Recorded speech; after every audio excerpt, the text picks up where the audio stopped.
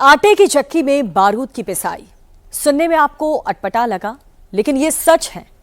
बाकायदा doctor terror module के आतंकियों ने अमोनियम नाइट्रेट यूरिया का जखीरा इकट्ठा किया और फिर उन्हीं में से एक आतंकी मुजम्मिल ने एक आटे की चक्की खरीदी और फिर उसी से अपने कमरे में यूरिया का महीन पिसाई की और केमिकल मिला करके खतरनाक विस्फोटक तैयार किया है और इन्हें छोटे छोटे पैकेट्स में पैकिंग करके खतरनाक विस्फोटक बना दिया।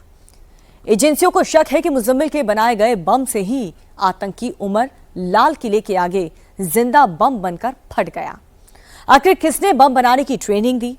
विस्फोटक का जखीरा कहां से आया? इस टेरर मॉड्यूल का रिमोट कौन दबा रहा था? ये तमाम सवाल हैं जिनका जवाब इस रिपोर्ट में मिलेगा। लेकिन सबसे ज्यादा आपको इस डॉक्टर टेरर मॉड्यूल को लेकर बाबा बागेश्वर की थ्योरी चौंका देगी। आटा चक्की में बारूद की पिसाई।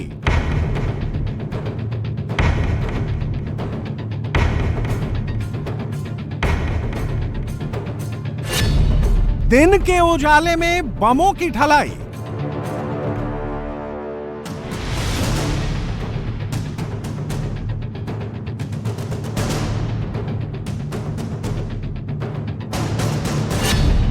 मुजम्मिल की डेंजर बारूदी डील।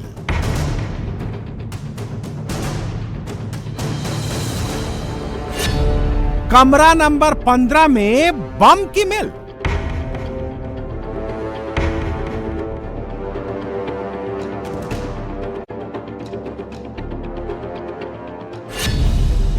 लाल किला ब्लास्ट पर नया खुलासा जो हुआ है वो चौंकाने वाला तो है ही, फिक्र में डालने वाला भी है। पता चला है कि आतंकी मुजम्मिल धौज गांव के हॉस्टल के जिस कमरा नंबर 15 में रहता था वो सिर्फ उसके रहने का ही कमरा नहीं था।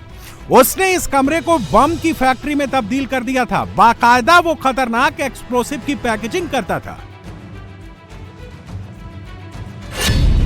जिसका सबूत जम्मू कश्मीर पुलिस को रेड के दौरान मिली ये आटा चक्की है।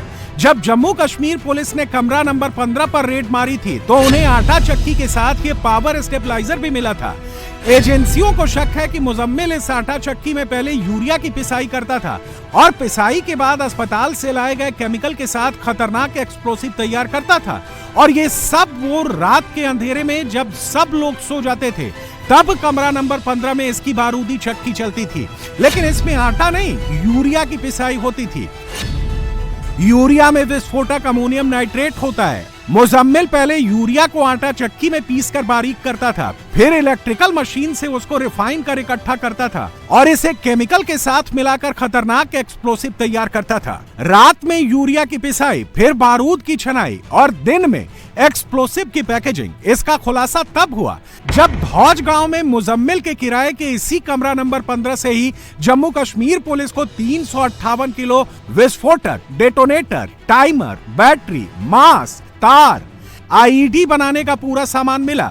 एजेंसियों को शक है कि इसी एक्सप्लोसिव का इस्तेमाल कर आतंकी उमर लाल किले के पास जाकर फट गया। इस वक्त इंडिया टीवी की टीम इस बिल्डिंग में मौजूद है जो कि धौज गांव में है। यहां पर आप देख सकते हैं किराए के बहुत सारे कमरे हैं और इसी बिल्डिंग के अंदर एक कमरा नंबर 15 जिसके अंदर 9 तारीख को रेड्स की जम्मू कश्मीर पुलिस ने, फरीदाबाद पुलिस ने। और इसमें कमरा नंबर 15 ये जो आप देख रहे हैं जिसमें फिलहाल ताला लगा हुआ है, यहां से जब 358 किलो विस्फोटक बरामद किया तो उस विस्फोटक के अलावा आईडी बनाने का तमाम सामान जिसमें मास्क, साथ ही बैटरी, डेटोनेटर, टाइमर बरामद किए, तार बरामद किए। उसके बाद इन्हीं दोनों मशीन को मुजम्मिल लेकर आता है धौज के इस कमरा नंबर 15 में जहां पर वो रहा करता था, जहां पर जांच एजेंसी ने तमाम तरह के विस्फोटक बरामद किए थे। सूटकेस के अंदर पैक्ड पूरी तरीके से तैयार जो विस्फोटक बरामद किए थे। अब जानकारी ये मिली है कि इसी कमरे के अंदर वो इन मशीन को लेकर आया, ग्राइंडर और आटा पीसने की मशीन को, और यहां पर वो यूरिया को इन मशीन के जरिए पीसा करता था। पीसने के बाद इन्हीं मशीन के अंदर वो दूसरे तरीके का केमिकल मिलाता था यूरिया को पीसने के बाद, और जो केमिकल यूनिवर्सिटी से वो निकालता था उसकी मदद से विस्फोटक तैयार होते थे। दरअसल फरीदाबाद के डॉक्टर टेरर मॉड्यूल का मुजम्मिल ही बम एक्सपर्ट था जिसने धौज गांव में और तगा गांव में दोनों में किराए पर कमरा इसीलिए लिया कमरा नंबर 15 में उसकी बम की फैक्ट्री थी और तगा गांव के दूसरे किराए के कमरे में बारूद का गोदाम, जिसका वीडियो कुछ घंटों पहले सामने आया है। जब पुलिस मुजम्मिल के इस कमरे में पहुंची तो 1, 2, 3, 4, 5, 6, 7, 8, 9, 10 नहीं बल्कि 50 से ज्यादा कट्टा यूरिया की बोरियां मिली। जम्मू कश्मीर पुलिस और हरियाणा पुलिस का यह ज्वाइंट ऑपरेशन 10 नवंबर को इसी कमरे में किया गया था, जब 2563 किलो अमोनियम नाइट्रेट बरामद किया गया था। यह मकान गांव के बाहरी इलाके में है, लेकिन इस वीडियो में साफ दिख रहा है कि यह पूरा गोदाम अमोनियम नाइट्रेट से भरा हुआ था। यह इतना बड़ा जखीरा था कि सुरक्षा एजेंसियों को उसे ले जाने के लिए ट्रक मंगाना पड़ा। जो 2500 किलो विस्फोटक बरामद हुआ, जिसमें अलग अलग तरीके के केमिकल थे, अमोनियम नाइट्रेट थी, और जिन केमिकल्स को लैब से छोटी छोटी मात्रा में ये सारे लोग मुजम्मिल, उमर, शाहीन निकाल कर आया करते थे। ये अपना सेफ हाउस बना रखा था। इस कमरे के अंदर की ही वो वीडियो आपने देखी। सबसे पहले जांच एजेंसी ने वीडियो बनाई तो यहां पर ये जो ओपन आंगन है, यहां पर कुछ अमोनियम नाइट्रेट और साथ ही केमिकल के कट्टे रखे हुए थे। ये जो पीछे आप देख रहे हैं, इस तरीके से रखने की एक जगह बनाई हुई थी, ईंटों के ऊपर यहां पर कट्टे रखे हुए थे।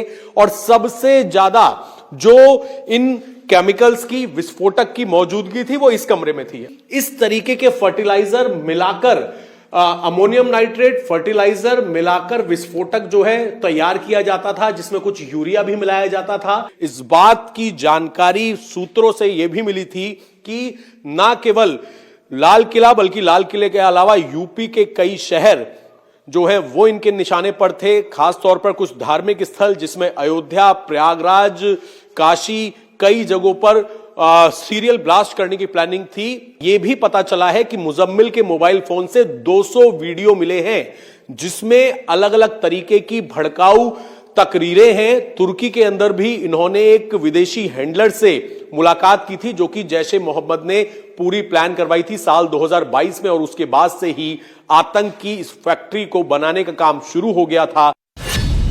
दिल्ली लाल किला ब्लास्ट की पूरी साजिश 3 सेंटरों से हुई। एक धौज गांव, जहां मुजम्मिल ने कमरा नंबर 15 को किराए पर लिया था। दूसरा अल फलाह यूनिवर्सिटी, जहां वो डॉक्टर का चोला पहनकर शेल्टर लिए हुए था। और तीसरा फतेहपुर तगा का ये मुजम्मिल का दूसरा कमरा। कमरा नंबर 15 में जहां मुजम्मिल रहता था, वहां से अल फलाह यूनिवर्सिटी करीब 2 किलोमीटर है। और अल फलाह से मुजम्मिल का तगा गांव के दूसरा कमरा, जहां अमोनियम नाइट्रेट का जखीरा था, वो करीब 2 किलोमीटर है। इन्हीं 4 किलोमीटर के भीतर दिल्ली ब्लास्ट के मौत का सामान तैयार हुआ। गनीमत यह रही कि इनकी साजिश पकड़ी गई, वरना इनका मिशन पूरे हिंदुस्तान में धमाका करने का था। सबसे ज्यादा एजेंसियों के लिए रहस्य मुजम्मिल के कमरे में मिली आटा चक्की बनी। पुलिस को आटा चक्की की कहानी तब पता चली जब उसकी निशानदेही पर ही बुधवार रात को एक टैक्सी ड्राइवर के घर पर छापेमारी की गई, और यहीं से पुलिस को आटा की चक्की और पावर स्टेबलाइजर मिला। टैक्सी ड्राइवर शब्बीर पुलिस की हिरासत में है। शब्बीर का कहना है कि मुजम्मिल ने कहा था कि उसकी बहन की शादी है, आटा चक्की उसी को गिफ्ट में देने के लिए लाया है। लेकिन सच्चाई ये थी कि मुजम्मिल इस आटा चक्की से यूरिया की पिसाई करता था और बम तैयार करता था। असल में एजेंसीज को जानकारी मिली कि शब्बीर नाम का एक ड्राइवर है जो कि मुजम्मिल को जानता है। उसके पास से एक आटा चक्की और एक स्टेबलाइजर बरामद हुआ। बाद में पता लगा वो विस्फोटक को पीसने के लिए, यूरिया को पीसने के लिए इस्तेमाल किया करता था। धौज इलाके के अंदर ये जो दुकान है, कपड़ों की दुकान, यहां पर ये जानकारी मिली एजेंसीज को, जिसके बाद शब्बीर को बुलाया गया। शब्बीर एक गाड़ी चलाता है और शब्बीर जो है वो एजेंसीज ने उसको बुलाया कि वो किस तरीके से मुजम्मिल को जानता है। लेकिन सवाल इस बात का है कि डॉक्टर मुजम्मिल, आदिल, शाहीन जैसे डॉक्टर कैसे आतंकी बन गए और कैसे कोई बम एक्सपर्ट बन गया, कोई टेरर का फाइनेंसर और कोई जिंदा बम बन गया। इसके भी लिंक जांच एजेंसियों को मिल गए हैं कि कौन डॉक्टर टेरर मॉड्यूल के रिमोट को कंट्रोल करता था और कौन इनको लॉजिस्टिक सपोर्ट मुहैया कराता था। इन सबके पीछे जैश ए मोहम्मद का नाम सामने आया है। इस पूरे टेरर नेटवर्क का हिस्सा 2022 से जुड़ता है, जब मुजम्मिल और डॉक्टर उमर की तुर्की में एक सीरियाई ISIS आतंकी कमांडर से मुलाकात हुई थी। इस पूरी मुलाकात को पाकिस्तान में बैठे जैश के कमांडर ने अरेंज किया था और दोनों को बम बनाने की ट्रेनिंग देने की बात फाइनल की गई। बम बनाने की ट्रेनिंग देने में सीरियाई कमांडर ने इनकी मदद की थी। आतंकियों डॉक्टर मुजम्मिल, आदिल, शाहीन और इरफान के फोन का डिलीटेड डेटा की रिकवरी के बाद इन सभी के फोन से कई खतरनाक वीडियोस मिले हैं, जिसमें अकेले मुजम्मिल के मोबाइल फोन में करीब 200 वीडियो मिले हैं, जो जैश के मुखिया मसूद अजहर, असगर और दूसरे जैश कमांडर और कई आईएसआई से जुड़े आतंकियों की जहरीली तकरीरों के ऑडियो वीडियो जुड़े थे। इनमें से करीब 80 वीडियो आतंकी ट्रेनिंग और बम मेकिंग और केमिकल रिएक्शन से जुड़े रिसर्च से जुड़े थे। मुजम्मिल के फोन से दिल्ली, यूपी, मुंबई और कई राज्यों के धार्मिक स्थलों और भीड़ भाड़ वाले मार्केट के वीडियो भी मिले हैं। पाकिस्तान में बैठे जैश के कमांडर ने मुजम्मिल को 40 से ज्यादा बम बनाने के वीडियो भेजे थे। पाकिस्तान में बैठा जैश का हैंडलर हंजुला ने डॉक्टर मुजम्मिल को भेजे थे बम बनाने के वीडियो। हंजुला और मुजम्मिल की मुलाकात जम्मू कश्मीर के मौलवी इरफान ने करवाई थी। जम्मू कश्मीर के रहने वाले मौलवी इरफान ने ही white collar terror module doctors के साथ मिलकर तैयार किया था। हंजुला पाकिस्तान के जैश कमांडर का नाम है या फिर यह कोड वर्ड है, एजेंसियां इसका पता लगा रही हैं। हंजुला की पहेली सुलझाना इसलिए भी जरूरी हो गया है कि कश्मीर में लगे जिस पोस्टर से इस टेरर मॉड्यूल का खुलासा हुआ, उस पोस्टर पर जैश के हंजुला का ही नाम लिखा हुआ था। सिर्फ इतना ही नहीं, डॉक्टर टेरर मॉड्यूल की साजिश सिर्फ यहीं भर नहीं थी। एनआईए ने जब इन आतंकियों के मोबाइल फोन का डेटा रिट्रीव किया तो कुछ और चौंकाने वाली बातें सामने आई हैं। इन आतंकियों के मोबाइल से कई ड्रोन और रॉकेट लॉन्चर ऑपरेट करने वाले वीडियो मिले। गूगल हिस्ट्री में भी विस्फोटक बनाने के तरीकों को सर्च किया गया।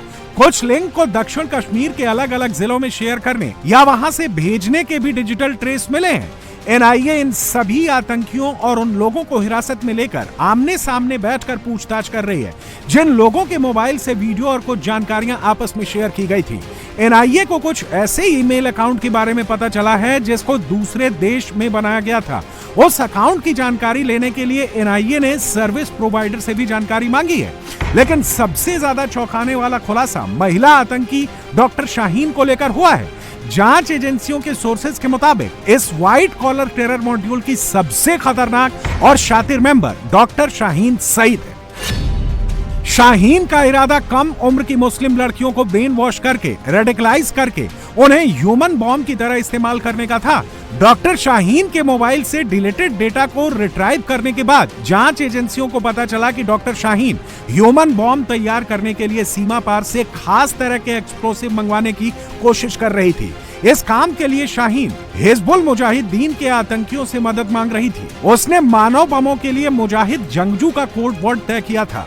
इसके लिए वो ऐसी मुस्लिम लड़कियों को तलाश रही थी जो अकेली हों, तलाकशुदा हों। इन लड़कियों की ट्रेनिंग की जिम्मेदारी भी शाहीन ने ले रखी थी। पूरे ऑपरेशन का नाम मिशन काफिर रखा गया था। शाहीन के रोल को सबसे ज्यादा अहम जांच एजेंसियां इसलिए भी मान रही हैं क्योंकि इसको प्लान ए के साथ प्लान बी, सी, डी सब तैयार करने को कहा गया था। यूपी एटीएस को तो शाहीन को लेकर इस बात के भी सुराग मिले हैं, जिसमें शाहीन को प्लान बी के लिए टेरर मॉड्यूल के हर प्राइमरी मेंबर्स को अपने साथ 5-5 लोग जोड़ने का टारगेट दिया था। ये पांचों मेंबर जिले में शाहीन सईद के कांटेक्ट के अंडर रहने वाले थे और शाहीन इनसे बिल्कुल कांटेक्ट नहीं करती, यानी हर ग्रुप जुड़ा भी होता और इंडिपेंडेंट भी। इसके लिए डॉक्टर शाहीन ने अदील अहमद राथर को सहारनपुर में, डॉक्टर आरिफ को कानपुर में, अपने भाई परवेज अंसारी को लखनऊ में 5 मेंबर जोड़ने की जिम्मेदारी दी थी। 2 और जिलों में भी ऐसा ही टेरर मॉड्यूल खड़ा करना था। इस पूरे टेरर नेटवर्क को चलाने के लिए भारी तादाद में फंडिंग की गई, जिसे पाकिस्तान, तुर्की में बैठे उनके आका इन तक पहुंचाते थे। जांच एजेंसियों को डॉक्टर्स के इस टेरर मॉड्यूल के बैंक खातों को लेकर भी कई जानकारियां मिली हैं। जांच एजेंसियों की माने तो डॉक्टर्स शाहीन, अदील, आरिफ और परवेज के बैंक खातों से पिछले 7 साल के दौरान करीब 40 करोड़ रुपए का ट्रांजैक्शन हुआ है। 6 नवंबर को इनके बैंक अकाउंट से कई लाख रुपए विड्रॉ किए गए थे, जबकि कुछ खाते ऐसे हैं जो 2021 के बाद से पूरी तरह से डीएक्टिवेटेड है। डॉक्टर्स के इन खातों में एक खास तरह का पैटर्न देखने को मिला है। कुछ खातों में हर हफ्ते 2 से 3 बार 20 से 25 हजार के ट्रांजैक्शन होते थे। कुछ खाते ऐसे हैं जिनमें हर 15 दिन में पैसे डाले गए और अगले दिन भेजे गए बैंक अकाउंट से पैसे निकाल लिए गए। डॉक्टर्स ने ऑनलाइन ट्रांजैक्शन बहुत कम किए हैं। बड़ी रकम का भी एक खास पैटर्न देखा गया है। हर महीने की 25 से 28 तारीख के बीच 1,01,000 रुपए, 2,01,000 रुपए जैसी रकम डाली गई। अब इस पैटर्न को डिकोड करने की कोशिश की जा रही है, लेकिन जो अब तक लिंक मिले हैं उसके पीछे सीधे सीधे जैश ए मोहम्मद के फुटप्रिंट नजर आ रहे हैं। जांच एजेंसियों के रेडार पर पूरा टेरर नेटवर्क आ चुका है, अब इनका बचना मुश्किल है। लेकिन इस बीच बागेश्वर बाबा ने इस पूरे टेरर मॉड्यूल को लेकर नई थ्योरी दे दी है। अगर ऐसा है तो टेरर डॉक्टर मॉड्यूल की साजिश बहुत ही खतरनाक थी।